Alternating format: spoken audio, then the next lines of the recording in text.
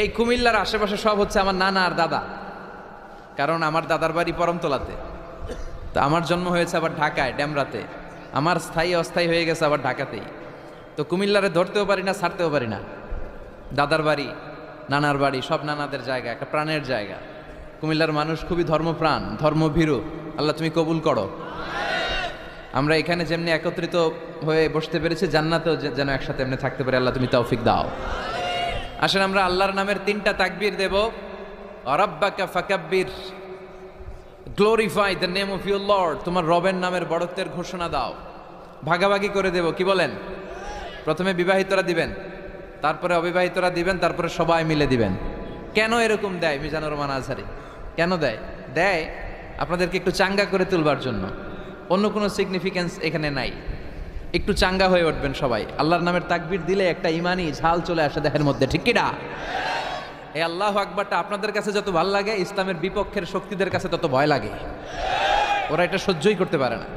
আল্লাহু আকবার শুনলে ওদের থরথরানি, ধুকধুকানি বেড়ে যায়। এজন্য আমরা ইসলামের পক্ষের শক্তি যারা আছে, আমরা সবসময় একজনের নামে স্লোগান দেই, তিনি কে?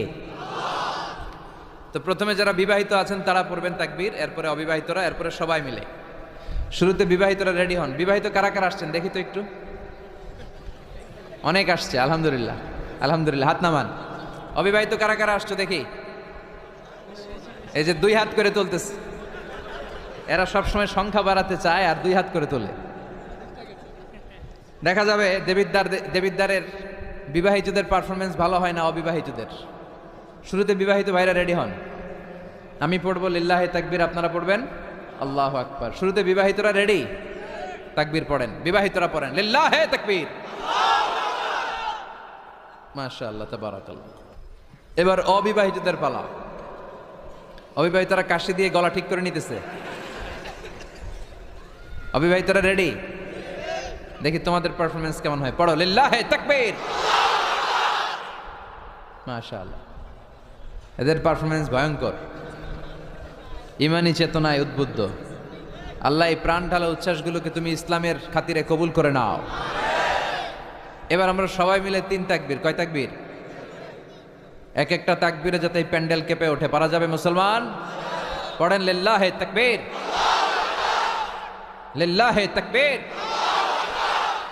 লিল্লাহে তাকবীর। আল্লাহ তুমি কবুল করো।